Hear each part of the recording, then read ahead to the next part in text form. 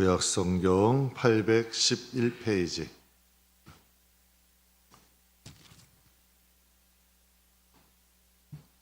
시편 15편 1절에서 5절 우리 함께 봉독하겠습니다. 여호와여 주의 장막에 머무를 자 누구오며 주의 성산에 사는 자 누구오니까. 정직하게 행하며 공의를 실천하며 그의 마음에 진실을 말하며 그의 혀로 남을 허물하지 아니하고 그의 이웃에게 악을 행하지 아니하며 그의 이웃을 비방하지 아니하며 그의 눈은 망령된 자를 멸시하며 여호와를 두려워하는 자들을 존대하며 그의 마음에 서운한 것은 해로울지라도 변하지 아니하며 이자를 받으려고 돈을 구워주지 아니하며 뇌물을 받고 무죄한 자를 해하지 아니하는 자이니 이런 일을 행하는 자는 영원히 흔들리지 아니하리이다. 아멘. 오늘 본문은 다윗의 시편이죠. 뭔가 하나님과 우리 인간이 어떻게 하면 바른 관계를 가질 수 있는가. 어떤 분들은 그래요. 예배만 드리고 하나님 잘 예배만 다 드리면 인간의 이런 부분들은 별 필요 없는 것처럼 얘기하는데, 하나님과의 바른 관계가 서야 바른 신앙도 세워지게 되고 거기에서도 또 바른 열매가 맺어지는 줄 믿습니다. 그래서 오늘 여러분과 함께 하나님과의 바른 관계, 바른 신앙이란 제목으로 잠깐 좀 은혜 나누겠습니다. 하나님과의 바른 관계가 세워져야, 그러니까 우리의 이 땅의 신앙인의 모습이 바른 그런 관계를 가져져야 신앙도 하나님과 바른 신앙이 될 수 있다. 그런 것이죠. 오늘 본문은 우리가 한번 쫙 읽어봐도 그러한 부분들이 보이잖아요. 우리의 인간의 모습들을 말씀하세요. 하나님께 예물을 많이 해라, 봉사 많이 해라, 충성 많이 해라, 갖다 많이 바쳐라, 무슨 일해라, 이런 거 없잖아요. 오늘 본문에 다윗은 인간의 내면에 대해서 말씀하세요. 이 내면이 좀 바르게 정돈돼야 하나님과 바른 관계가 되고, 보세요. 본질적으로 달라. 우리의 마음이 악해. 하나님은 선하신데 소통이 되겠어요? 절대 안 됩니다. 절대 되지 않아요. 제가 우리 교회 저희 그 에어컨 저 뒤에 있는 에어컨 관에서 물이 새는 거예요. 물이 자꾸 새. 그래서 이게 이상하다. 이게 셀 일이 없는데 왜 물이 셀까? 그래서 또 기술자 블루제니 그거 가지고 블루제니 또 그것도 비용이 많이 들 것 같고 해서 시간 낮에 한번 쓱 풀어봤어요. 풀어봤더니 거기에 이제 에어컨에서 물이 나와요. 그럼 물 나오는 관이 빠진 거야. 빠지니까 물이 새는 거예요. 근데 그걸 갖다가 제대로 딱 끼워놓고 테이핑 딱 하고 딱 밀봉 딱 해놓으니까 어떻게 됐겠어요? 돈 벌었죠. 돈 벌었지. 물이 셀까요? 안 셀까? 안 새는 거예요. 안 새는 거예요. 관이 흘러가야죠. 그럼 하나님과 우리의 관계가 맞아야 바른 신앙이 세워지고 하나님이 우리의 기도도 들으시고 또 하나님의 열매도 맺혀지지 않겠어요. 오늘 그걸 말씀하시는 거예요. 그래서 하나님과의 바른 관계, 바른 신앙이라는 제목으로 잠깐 좀 은혜 나누겠습니다. 사회라는 것은 관계 속에서 만들어져요.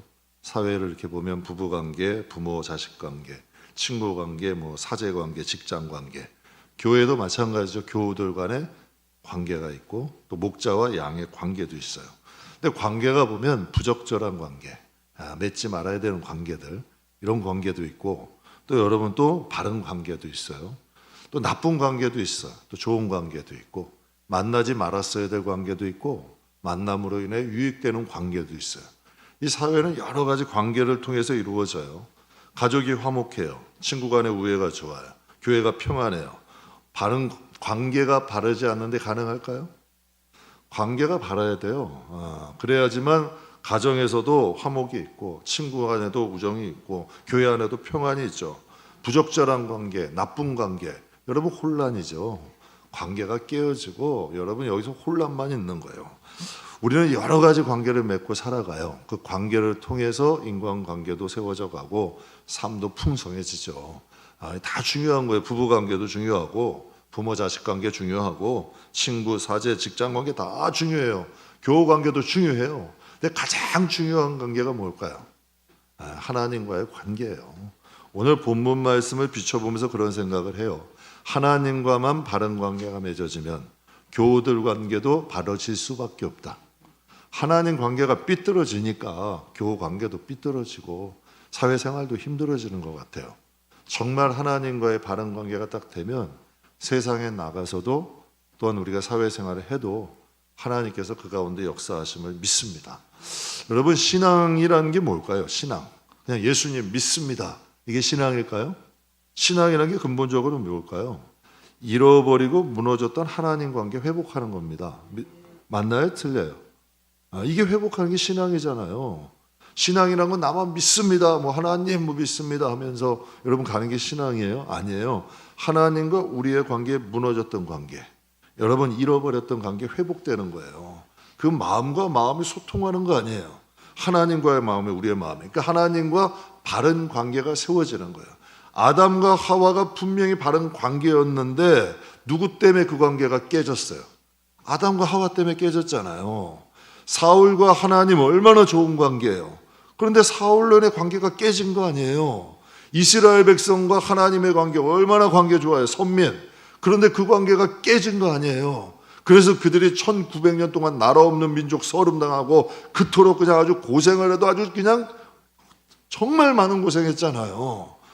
그러니까 하나님께서 우리의 신앙이라는 건 하나님과의 무너졌던 것, 잃어버렸던 게 회복되는 거죠. 그래서 하나님과의 바른 관계가 또한 바른 신앙을 갖게 하는 거예요.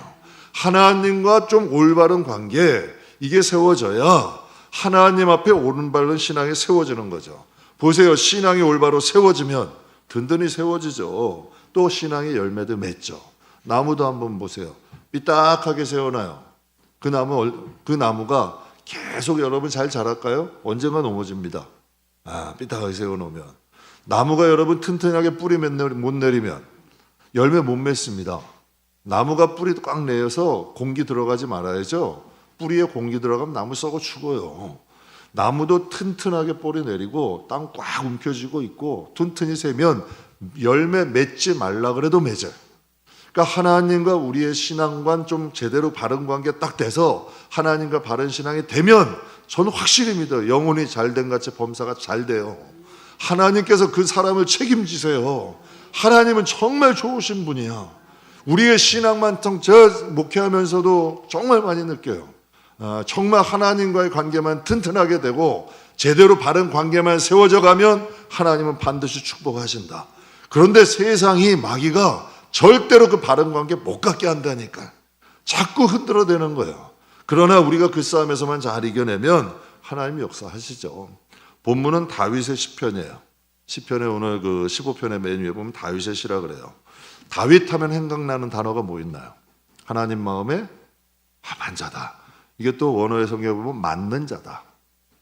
하나님과 마음이 맞는데 성경에 보면 나는 너희 생각과 내 생각은 다르대. 그런데 다윗의 생각은 하나님과 맞대요, 안 맞대요? 맞대요. 처음부터 맞았을까? 그런 건 아니에요. 다윗이 맞춰간 거지. 다윗이 점점 변한 거 아니에요. 본문을 통해서 다윗은 어떻게 하나님 마음에 합한 자가 됐는가, 어떤 사람이 하나님 마음에 맞는 자인가를 말씀하세요. 다윗이 이런 고백을 할 수 있다는 건 자기가 이것을 경계했다는 거 아니에요. 저는 참 신기해요. 다윗은 군인이에요. 얼마나 바쁜 사람이에요. 근데 성경을 보면 항상 하나님 말씀은 가까이 해. 늘 전쟁터 나가는 사람이에요. 목숨 걸고 싸우는 사람이야. 그런데 늘 하나님 말씀을 가까이 하고 하나님 말씀을 묵상하고 하나님 말씀과 함께 하는 거예요. 그러니 그가 뭐 많이 배우는 사람도 아니고 가문이 좋은 사람도 아니에요. 그런데 그 말씀을 통해서 하나님과 바른 관계가 세워지니까 하나님께서 그의 영혼을 축복하세요, 안 하세요? 축복하시는 거예요. 관계가 바라지지 않으면 신앙을 안 자랍니다. 나만 신앙 좋아. 근데 하나님과는 관계, 하나님은 인정을 안 해. 그 신앙이 자라겠어요? 나는 열심이야. 근데 하나님이 원하시는 열심이 아니야. 그런데 그 신앙을 하나님이 축복하시겠냐는 얘기야. 하나님과 내 마음에 맞아요. 바른 관계가 돼야 신앙도 잘하고. 그래서 신앙이란 걸 하나님께 항상 묻는 거예요. 내가 원한다고 늘 고집 부리는 게 아니라 정말 이 길이 하나님. 그래서 다윗의 특징이 뭐예요? 하나님 가도 됩니까? 해도 되는 건가요? 하나님 인도해 주세요. 나의 목자가 되어 주세요. 항상 묻잖아. 사람들이 그래요. 하나님 물어도 대답 없으신데 천만의 말씀이야. 정말 하나님 앞에 간절히 한번 물어보세요. 처음 응답받는 게 제일 힘들어. 두 번째, 세 번째, 죄도 똑같아요. 처음 짓는 게 제일 힘들어. 두 번째, 세 번째, 네 번째는 쉬운 거예요. 죄도 감각이 없어져. 하나님과의 응답도 똑같아요. 여러분, 한 번 응답받는 게 힘들죠. 자꾸 하나님 의지하고 응답받기 시작하면 하나님이라는 분을 어떻게 좀 알게 돼. 하나님이라는 분을 알게 된다니까요. 그래서 성경에 하나님을 가까이 하는 자가 복이 있다 그러잖아. 그러니까 하나님을 좀 가까이 하게 되고 하나님과 바른 관계 세워지고 하나님이 원하시는 대로 살게 되는 거죠. 성도들이 바라는 목회자 어떤 목회자일까요? 설교 잘하는 목회자. 여러분 설교 못하는 목회자보다 나을 거 아니에요. 설교 잘하는 목회자. 또 강단과 삶이 일치가 되는 목회자. 또 교회 잘 지키고 성도들 위해 기도하는 목회자. 이 정도면 어때요? 괜찮은 목회자죠. 그런데 목사님이 강단에서 하는 말과 삶이 완전히 달라. 신뢰가 가능할까요? 신뢰가 무시합니다. 성도들도. 또 여러분 교회 안 지키고 교회 잠가놓고 딴 데로 그냥 늘 그냥 밖으로 돌아쳐. 그리고 우리 목사님은 기도하는 걸 못 보겠어. 여러분 신뢰할 수 있겠어요? 우리 목사님은 언제 기도하시지? 아니 이러면 신뢰가 되겠냐는 얘기예요. 신뢰 안 된다니까요. 여러분 만약에 설교 열심히 전 진실되게 하시고 강단과 삶이 일치되려고 노력하고 교회 늘 지키고 성도들 위해서 기도한다면 그 정도면 괜찮은 목회자잖아요. 그거 지향하고 가야겠죠. 그러면 성도들은 어떤 사람이 괜찮은 성도일까? 여러분이 목회자는 어떠한 목회자다는 거 어느 정도 틀이 나오잖아요. 지금 다윗은 어떠한 성도가 자기가 돼야 되겠나? 하나님 앞에 이거 지금 얘기하는 거예요. 자신을 보면서 하나님 앞에 자신도 어떠한 성도가 돼야겠다는 여러분 이러한 하나님 말씀을 통한 지식을 가지고 있는 거죠. 그래서 본문에 뭐라고 얘기해? 1절에 여호와여 주의 성막에 머무는 자 누구며 주의 성산에 사는 자 누구오리까? 누가 주의 장막에 주의 거룩한 산에 주님과 함께 머물며 살겠습니까? 다시 조금 쉽게 풀면 누가 주님께서 함께 하시는 자고 누가 하나님과 함께 영원한 천국에서 살겠습니까? 이 뜻 아니에요. 누가 주님께서 함께 하시는 사람은 누구고 누가 하나님과 함께 영원히도록 천국에서 살겠습니까? 그래서 2절에서 5절까지의 말씀은 그 성도의 삶에 대해서 말씀하시는 거예요. 제가 함축해가지고 한번 말씀드릴게요. 첫째는 정직해야 된대. 진실해야 된대요. 그래야 하나님이 함께 할 수 있대. 하나님 거짓 제일 싫어하시는 거예요. 그러니까 여러분이 거짓이라는 건 순간의 유익을 위해서요. 순간을 좀 쉽게 하려고. 그러나 여러분 꼭 기억하세요. 세상 사는 게 거짓말하면 조금 편해질 수 있지만 하나님은 멀리 하신다. 알고 하시라는 얘기예요. 나는 조금 편해지려고 거짓말하지만 하나님과는 멀어질 수 있다는 거예요. 두 번째는 남의 허물을 말하거나 비방하는 자. 여러분 이거 쉽게 듣잖아요. 남의 말하는 것처럼 좋은 게 어디 있어? 남의 말하는 게처럼 여러분 시원한 게 어디 있어? 그러나 여러분 알고 계셔야 돼요. 남의 허물을 드러내거나 남을 비방하는 자는 하나님이 함께 머무시기 힘든 사람이야. 하나님이 함께 머물기를 원하신다면 남의 허물과 비방하지 마셔야 돼요. 그리고 세 번째로 하나님 경외하고 약속한 것은 손해되더라도 지키래. 세상에는 손해되면 그냥 손바닥 뒤집어 버려도 되잖아요. 그러나 약속한 게 있으면 손해되라도 지키래. 그럼 하나님이 갚아주신다는 거예요. 그 마지막으로 믿는 사람들끼리 돈놀이 하지 말래. 믿는 사람들끼리 돈놀이 하지 말래요. 이자 받고 돈 꺼지 이런 거 하지 말래.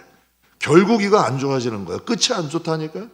제가 예전에도 그 큰 교회 있을 때 사역할 때도 보면 돈 문제만 얽히면 사람들이 교우 관계고 뭐고 없더라고. 주의 종이고 양 관계고 양의 양 관계도 돈 문제만 얽히게 되면 안 좋아지는 거예요. 근데 어떻게 저는 이거 말씀 보면서 다윗이 어떻게 이런 것을 알았을까? 참 기가 막힌 말씀이에요. 저 5절 한번 볼게요. 5절 한번 같이 한번 해보죠. 이런 일을 행하는 자는 영원히 어떻게 된대요? 흔들리지 않는데. 정직한 사람, 남의 허물을 말하거나 비방하지 않는 사람, 하나님 경외하고 약속한 걸 손에 대지라 지키는 사람, 믿는 자까지 여러분 믿는 자들끼리 돈놀이하지 않는 사람, 이런 일을 행하는 사람은 어디서 흔들리지 않는다는 거예요. 하나님과의 관계가 흔들리지 않는 거예요. 하나님과의 관계가 흔들리지 않는데요, 이런 일을 행하는 자는 하나님과의 관계가 흔들리지 않고 죄나 마귀가 틈타지 못한다는 거예요. 그럼 다시 얘기하면 이런 일을 행하는 사람은 하나님과의 관계가 어떻게 된다는 거예요? 흔들리는 거예요. 아담도 흔들렸잖아요. 사울도 흔들렸잖아요. 솔로몬의 관계도 흔들렸잖아요. 죄와 마귀가 틈탈 수 있다는 거예요. 목회자, 영국의 마틴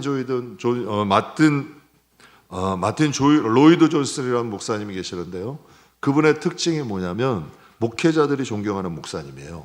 근데 그분이 이런 말씀을 남겼어요. 기독교란 주님이 나타나시는 것이다. 그리고 주님이 우리를 만나주는 것이다. 기독교라는 건 주님이 계셔야 되잖아요. 전 그렇게 생각해요. 교회 안에 아무리 유명한 사람이 있고 아무리 교회 안이 화려하면 뭐예요? 주의 임재가 없으면 그건 망해가는 교회예요. 그 정확한 말씀이죠. 기독교라는 건 주님이 나타나시는 거고 주님이 만나주시는 거래요. 그렇다면 기독교인이라는 건 누구예요? 주님을 만난 사람들이에요. 진정한 기독교인은 주님과의 인격적인 만남이 있는 사람이에요. 그럼 한번 보세요. 주님을 만난 사람과 주님을 만나지 못한 사람은 무슨 차이가 있을까? 우리가 한번 가만히 신앙생활을 우리가 하면서 주위를 살펴보면서 생각해 보세요. 주님을 만난 사람, 주님을 만나지 못한 사람, 무슨 차이가 있을까? 거듭남이에요. 주님을 만나면 거듭나요. 왜 거듭나냐? 주님의 그 압도적인 힘, 그 압력이 우리 가운데 있는 강한 힘이 죄악을 밀어내는 거예요. 그래서 분명히 돌감람나무, 참감람나무에 접붙여놓으면 사는 나무는 참감람나무의 진액이 돌감람나무의 진액을 밀어내. 그런데 돌감람나무가 어떻게 하든지 참감람나무의 진액을 안 받아들이려고 해. 그럼 어떻게 될까요? 그 나무는 말라가서 그냥 버려지는 거예요. 그런데 그 진액을 좀 힘들어도 받아들이면 어떻게 돼요? 사는 거예요. 나무는 분명히 돌감람나무인데 열매는 뭘 맺히는 거예요? 참감람나무 맺히는 거예요. 주님이 우리 안에 있으면 아무리 옛 본성이 악해도 그 압도적인 힘과 능력이 우리 안에 있는 죄의 본성들을 밀어내는 거예요. 이게 진짜 거듭남이에요. 우리 안에 있는 생명이 우리 안에 있는 이 나쁜 것들을 밀어낸다는 얘기예요. 여러분 잘 아시는 열린교회 김남준 목사님이 주님을 만난 거듭난 신자는 두 가지 특징이 있대요. 첫 번째는 골방에서도 하나님을 느낄 수 있대요. 그러니까 혼자 있어도 믿음이 강한 거예요.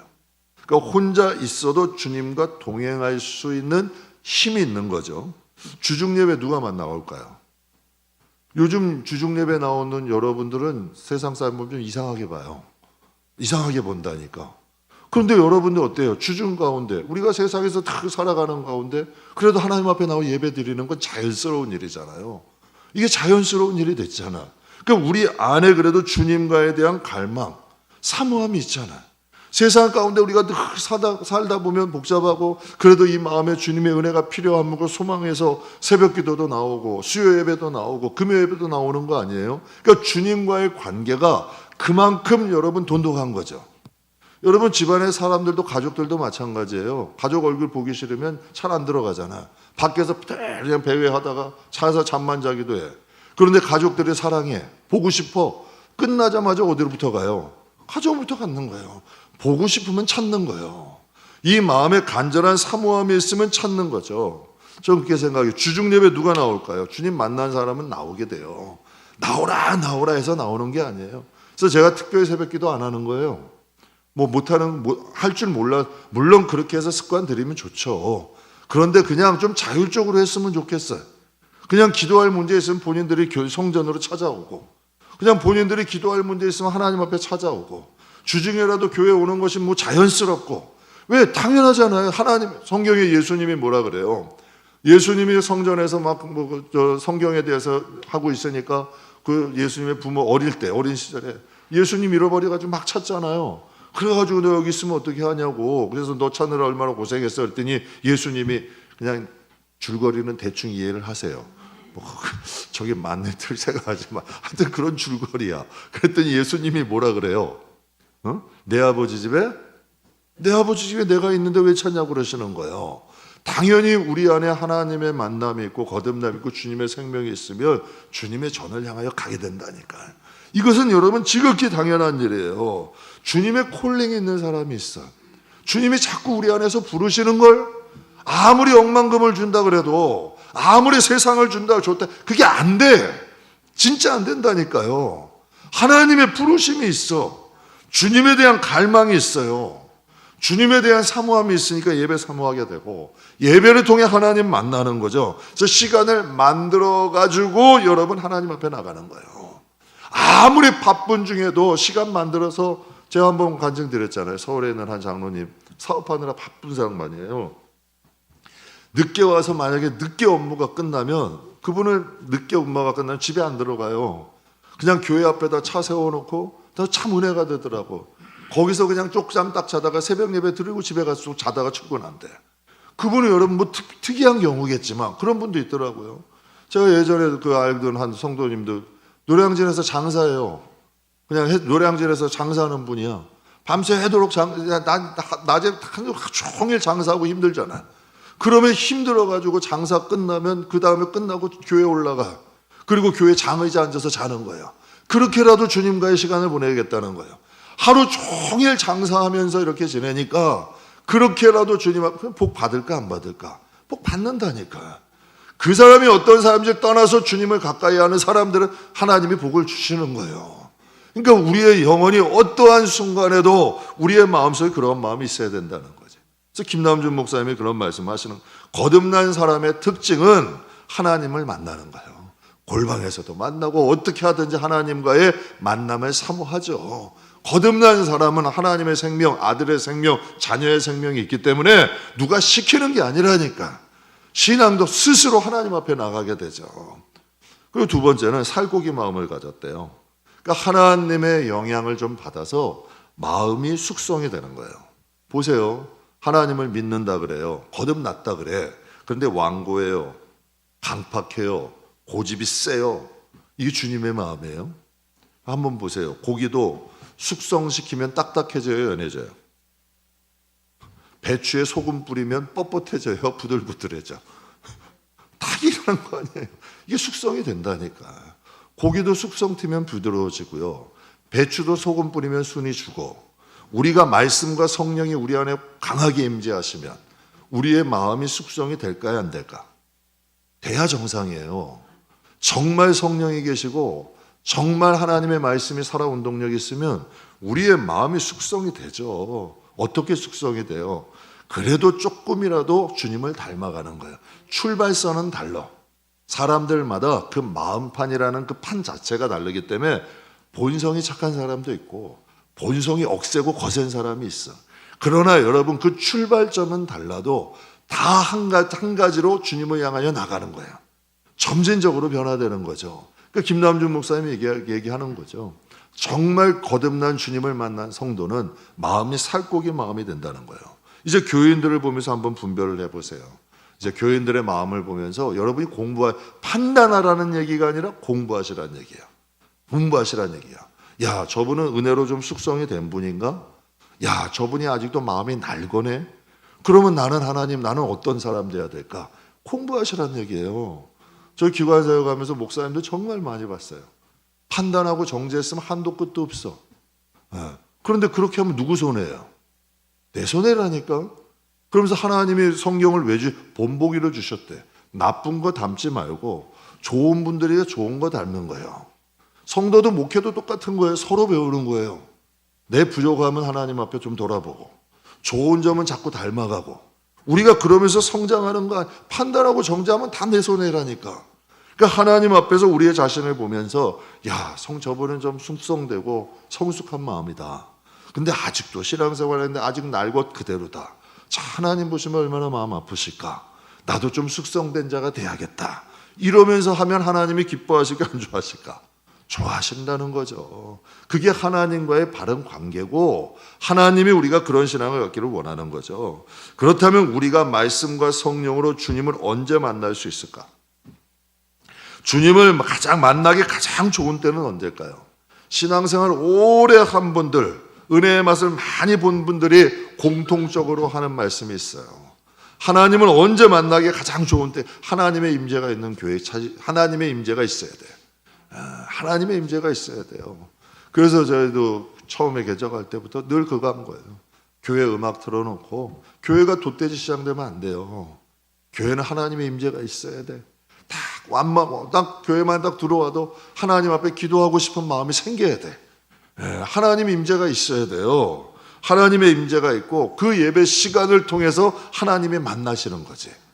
그 말씀을 통해 만나고 기도를 통해 만나고 찬양을 통해 만나는 거죠. 그래서 요한복음 4장 23절에 하나님이 이렇게 말씀하세요. 같이 읽겠습니다. 아버지께 참되게 예배하는 자들은 영과 진리로 예배할 때가 오나니 곧 이때라. 아버지께서는 자기에게 이렇게 예배하는 자들을 찾으시느니라. 아멘. 아버지께 참되게 예배하는 자들은 영과 무엇으로 예배한다? 저는 그런 여러분들이 예배는 프로가 됐으면 좋겠어요. 예배에 정말 정성을 실어서 올릴 수 있는, 하나님께 신령과 진정으로 드릴 수 있는 예배자들이 되셔야 돼요. 그럼 하나님이 이렇게 찾는데, 여러분 어떤 분들은 예배 피곤하니 어쩌니 저쩌니 어떤 환경을 떠나서 하나님이 어떤 예배자리든지 내가 그 자리에서 하나님 앞에 예배를 드릴 수 있는 예배의 전문가가 되셔야 돼. 하나님을 만날 수 있는 그 시간 아니에요. 그 시간만큼은 하나님께 제대로 드릴 수 있는, 그러니까 딴짓은 딴 시간에 해도 되잖아. 그러나 그 시간만은 하나님 생각하고 하나님께 정성껏 드릴 수 있는 사람들이 돼야 돼요. 제가 예배를 인도하거나 예배를 좀 드리다 보면 저도 특별한 경험을 해요. 통성기도 시간에도 기도하다 보면 기도가 언제나 뜨겁진 않아요. 기도에 투쟁이 있어요. 근데 어떤 분들은 그런 분들이 있어요. 기도가 안 된다고 절대 그러지 마셔. 안 될 때 싸우셔야 되는 거예요. 버티셔야 되는 거예요. 졸아도 된다니까. 그래도 하나님 앞에 버티면서 거기서 투자하면서 기도의 그 통로가 넓어지는 거예요. 그러면서 기도가 는다니까. 그리고 또 여러분 또 어느 때는 기도가 잘 될 때도 있잖아. 하나님의 임재가 확 임하면서 여기서 막 뜨겁게 올라올 때도 있잖아요. 또 찬양을 부를 때도 보면 가사에 막 여기가 은혜 막 얹혀져. 그래서 눈물을 막 흘려지면서 가사에 막 그냥 곡조는 가는데 내가 막 작사해서 부르기도 하고, 그렇죠? 막 작사해서 막 마음 실어가지고 그런 경험들 하셔요? 그런 경험들 하시잖아요. 내 기도 얹어가지고 막 들리기도 하고. 저도 말씀을 전할 때 보면 분명히 내가 얘기하는데 내 힘이 아닐 때를 느껴요. 성령이 막 하셔 주실 때도 내가 분명히 한 설교인데도 분명히 뭔가 준비하죠. 그런데 하나님이 강권적으로 하실 때가 있어. 그런 것을 느껴요. 이 오카는 목사님이 이런 말씀을 한번 하신 적이 있어요. 예수전도단의 로렌 커닝햄 목사님 말씀을 듣고 자기의 마음이 막 칼로 찌르는 것 같은 경험을 했대요. 예수전도단의 로렌 커닝햄 목사님 먹는데 막 가슴이 막 찢어지는 것 같아요. 그러니까 말씀이 때로는 칼과 같고 때로는 방망이와 같고 또 안개와 같고 구름같이 임할 때가 있어요. 저도 예배 이렇게 드리다 보면 성전이 눈에 막 안개와 구름처럼 이렇게 있는 그런 성경에나 나오잖아요. 구름과 같이 안개와 같이 하나님의 법궤의 성막 위에 임하신다 그러잖아. 그런 것들을 체험할 때가 있어요. 그때 하나님이 은혜 주실 때는 꼭 하나님의 성전에 안개나 구름 같은 것이 꽉 하면 뭔가가 여기서 어떤 마음이 들까요? 전율이 흐르는 거예요. 야, 하나님이 함께 하시는구나. 하나님의 임재가 있구나. 그럼 너무 행복한 거지. 저는 진짜 그게 제일 행복해요. 하나님의 집에 하나님이 오셔야 정상이잖아. 하나님의 집에 하나님의 임재를 성도들이 느껴야 정상이잖아. 그러면 하나님의 집에서 하나님을 만나야 정상이잖아요. 여러분 왜 그러한 경험들을 하게 될까요? 왜 찬양하면서 기도하면서 말씀을 전하면서 들으면서 왜 그런 경험들이 하나님의 임재가 있기 때문이죠. 저는 그렇게 생각해요. 정말 진심으로 예배만 드려도, 정말 마음을 다해서 신령과 진정으로만 예배를 드려도 하나님을 만날 수 있어요. 하나님이 왜 말씀에 말씀하셨으니까 진짜 예배만이라도 제대로 드려도 하나님이 하늘의 복과 땅의 복을 드려. 정말 한번 연습해 보세요. 예배자가 된다. 내 예배 시간만큼은 정말 이 시간만큼은 정성을 드리겠다. 그러면서 정말 우리의 예배가 정성껏 드려져서 그게 쌓이잖아요. 그럼 그게 하늘에 보게 되고 땅에 보게 돼요. 내가 이 시간을 앉아만 있었는지 정말 드렸는지 이건 우리가 알잖아요. 하나님도 아시는 거고. 제가 예전에 이제 노인학을 좀 배울 때였는데요. 교수님이 이런 말씀을 하세요. 상담학 교수님이죠. 사람은 변하지 않는데 변하는 거 바라지 말고 그냥 받아들이래. 그런 말씀을 하시는 거예요. 그래서 근데 또 인생 경험을 많이 하신 한 연세 있는 장로님이 이런 말씀하세요. 저에게 가르쳐준 목사님, 사람 안 변합니다. 사람 안 변. 저는 신학교 교수가 그분도 신학하신 분인데 노인학 그분이 한 말은 그렇다고 쳐. 그런데 신앙생활 오래 하신 장로님이 그 말씀을 하는데 저 솔직히 안타까웠어요. 왜 안타까웠냐?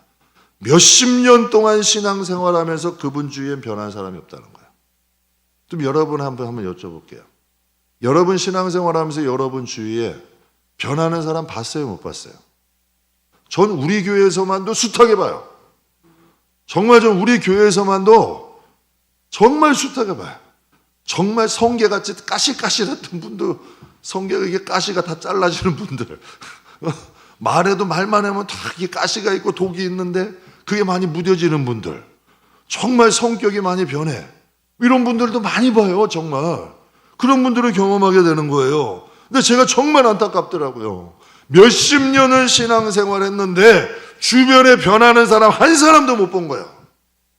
그럼 여러분 그분이 주위에는 그런 사람이 없다는 거잖아요. 이게 얼마나 안타까운 거예요.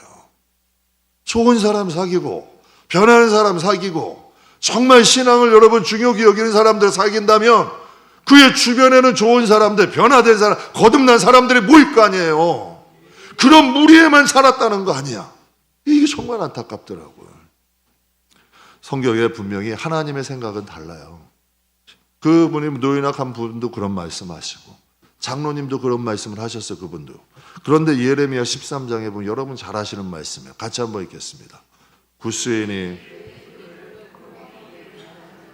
변하게 할 수 있느냐? 할 수 있을진데 악에 익숙한 너희도 선을 행할 수 있으리라. 아멘. 구스인이 까만 피부도 변할 수 있대요. 표범의 반점도 변할 수 있대요.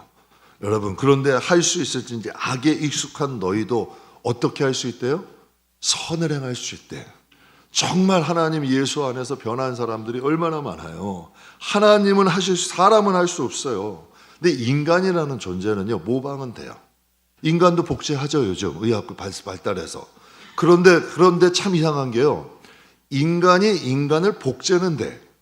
그런데 인간이 스스로 피는 못 만든대요. 인간이 스스로 뼈는 못 만들어. 스스로 자라는 뼈는 못 만드는 거예요. 복제는 가능해. 모방은 돼. 근데 인간이란 존재는 창조는 안 돼. 그러니까 여러분 안 변한다는 거예요. 그런데 하나님의 영이 오고 하나님의 생명이 오면 변한다는 거예요? 안 변한다는 거예요? 변하는 거예요. 하나님은 창조하시는 분이니까. 하나님은 만드시는 분이니까. 인간은 복제는데도 창조는 안 되지만 하나님은 새롭게 창조하는 거예요. 그래서 주님을 만나면 아무리 강팍하고 포악한 사람도 변하는 거죠. 제 사역하면서 정말 주님 만나서 새 사람 된 분들 많이 보고 목회하면서 저는 그게 보람인 것 같아요. 정말 하나님께서 사람을 변화시켜. 사람을 새롭게 해요. 그게 여러분 정말 변함인 것 같아. 땅의 사람이 하늘의 사람 되고요. 육신의 사람이 영의 사람 되고요. 옛사람이 변해서 새 사람이 돼. 그것처럼 여러분 귀중한 일이 어디 있어요? 사람들은 이렇게 얘기해요. 성전 하나 건축해 놓으면 평생에 큰일 했다고 생각해. 그럼 여러분 건물된 성전 하나 건축하고 천국 가는 게 낫겠어요? 아니면 여러분의 한 영혼 하나 변화시키고 한 사람이라도 좀 변화되는 게 함께 중복이 돼서 한 사람이 변화되고 천국 가는 게 낫겠어요? 여러분 비교할 수가 없는 거예요. 성전을 아무리 잘 지어놔도 40, 50년 되면 여러분 재건축해야 돼요. 건물은 그때뿐이야. 처음 지었을 때만 새 거야. 그런 데서 영혼은 정말 여러분 망가지고 후패하고 썩고 죄로 인하여 만신창이 된 영혼들이 조금씩 변해가서 하나님의 성전이 돼. 이건 천국 가도 영원한 것 아니에요? 그러니까 하나님이 뭘 좋아하시겠냐는 얘기예요. 그러니까 하나님은 진짜 천하보다 한 영혼을 귀히 여기시는 거예요. 한 생명을 하나님이 좋아하시는 거죠. 이게 하나님의 관점이에요. 사랑하는 성도 여러분, 예배에는 하나님에 대한 진정성, 간절함이 있어야 돼요. 제가 오늘 책을 보는데 예배에 임하는 성도에게는 세 가지 자세가 있어야 된대요. 어떤 자세냐면 첫 번째는 시간을 좀 잘 지켜야 된대. 여러분도 딱 보시면 여러분이 약속을 했어. 약속을 했는데 맨날 늦어. 여러분을 좀 귀히 여기는 거예요? 아니면 무시하는 거예요? 네? 습관적으로, 간혹 한 번 늦을 수는 있어. 습관적으로 늦어. 그 사람 존중하는 거예요? 이게 참 안타까운 일이지만 사실이잖아. 복장도 마찬가지래요. 뭐 화려한 의복, 뭐 추렁추렁 달라는 게 아니라 적어도 여러분이 존경하는 사람을 만나면 쓰레빠 끌고 가요? 그렇진 않잖아요. 집에서 깨끗한 옷 단정하게 입고 예배 드릴 거 아니에요. 그럼 여러분이 정말 사랑해, 존경하는 사람이야. 그 앞에서 핸드폰 쳐다보면서 딴 데 보면서 얘기할 수 있어요? 그 세 가지라는 거예요. 정말 여러분 그 예배 임하는 사람에게는 이 세 가지는 있어야 된대. 시간 좀 잘 지키고, 두 번째 복장 조금 단정히 하고, 무슨 일이 있어도 그 시간만큼은 바른 자세로 하나님께 좀 집중하자. 태도라는 거예요. 시간 잘 지키고 복장 좀 단정히 하고 하나님 앞에 바른 자세로 좀 태도로 예배 드리자. 하나님은 그 마음 보실까 안 보실까? 보셔요. 하나님은 정말 보시는 분이야. 제가 하나님을 보면서 깨닫는 게 하나님은 정말 오래 참으셔요. 하나님은요 분명히 우리에게 화를 주실 수 있어. 한번 어디 그냥 무슨 화를 콱 줘가지고 무서워가지고 야 하나님 무서워서 벌벌 떨면서 하나님 그걸 원하지 않으시더라고. 내가 진짜 깨달아서 마음으로 하나님을 사랑하고 존경해서 내 마음으로 하나님 앞에 나가는 하나님이 제일 좋아하시더라고요. 하나님은 그런 인격적인 분이야. 하나님은 그것을 기다리시는 거죠. 그래서 야고보서 2장에 이런 말씀이 있어요. 내가 보거니와 믿음이 그의 행함과 함께 일한대. 행함으로 믿음이 온전하게 된다는 거예요. 내가 예배를 제대로 드리는지 안 보는지 주위 사람들은 별로 관심 없어요. 특히 우리 교회는 그런 것 같아. 하나님께 집중하게 될 관심은 없어. 그런데 안타까운 마음이 집중하지 못하는 분들 보면 안타까움은 있어. 저분들이 세상에 무엇인가 자기가 좋아하는 일이 있으면 집중할 텐데 적어도 이 시간만큼은 하나님 앞에 드린다면 그냥 제가 조금 설교가 부족하더라도 좀 하나님 앞에 좀 여러분이 집중해서 드려준다면 저도 노력하니까 그러면 얼마나 좋겠냐고요. 그러면 하나님께서 정말 그거 받으신다니까. 하나님은 우리에게 뭔가 화려하고 비싸고 이런 거 안 바라세요. 이 시간만큼 하나님 앞에 드리자고. 그럼 보세요. 집에 매일 들어가잖아요. 사랑하는 가족들 얼굴 보잖아요. 여러분이 일주일에 몇 번씩 통화하는 사람도 있을 거 아니에요. 그래도 여러분 보고 봐도 또 보고 싶은 사람들 있잖아요. 그런 사람들 있죠.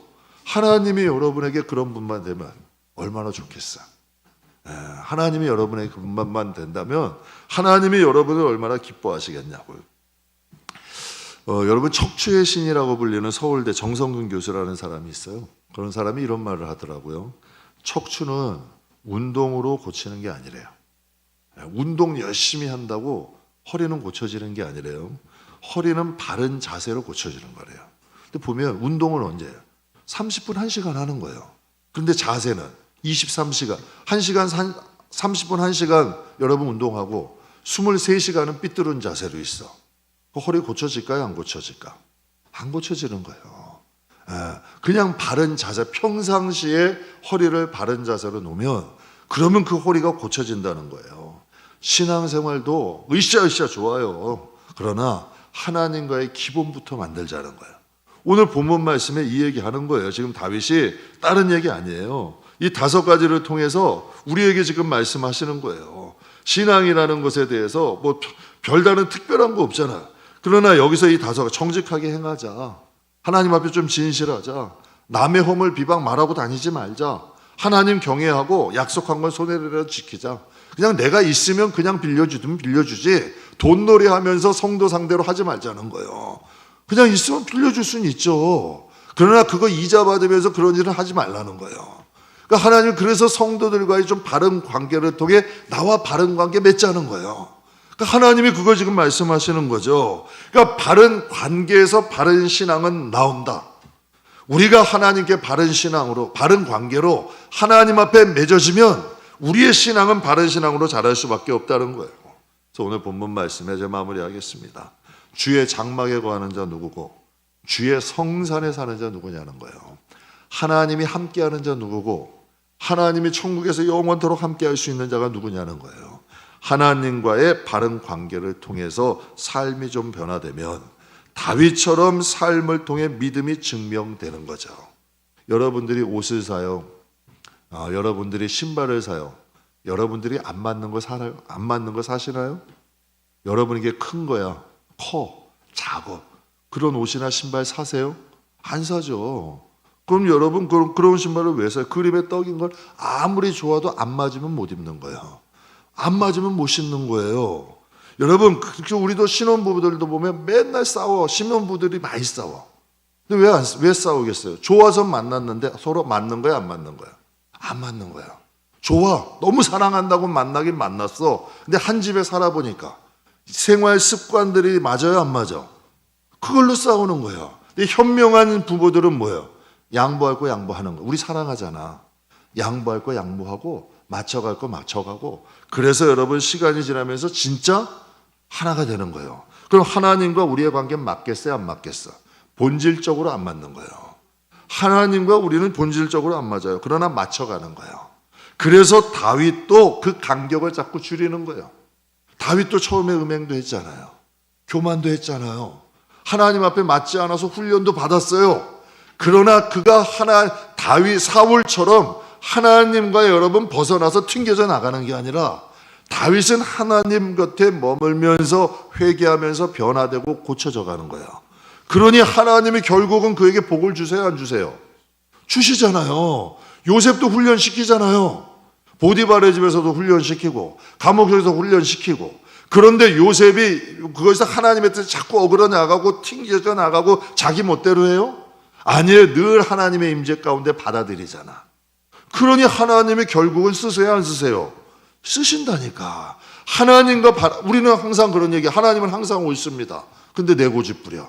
하나님은 항상 선하십니다. 항상 내 생각대로 해. 신앙이 잘하겠어요? 하나님의 생명이 흐르겠어요? 안 되는 거예요. 우리가 하나님이 옳습니다 하면 맞춰가는 거예요. 이런 고난이 오고 이런 환경이 오면 하나님은 옳습니다. 하나님은 선하십니다. 도망가지 말고 자꾸 맞춰가는 거예요. 그러다 보면 우리가 변해요. 그릇이 변해. 반드시 하나님 채워주십니다. 반드시 하나님이 주신다는 거죠.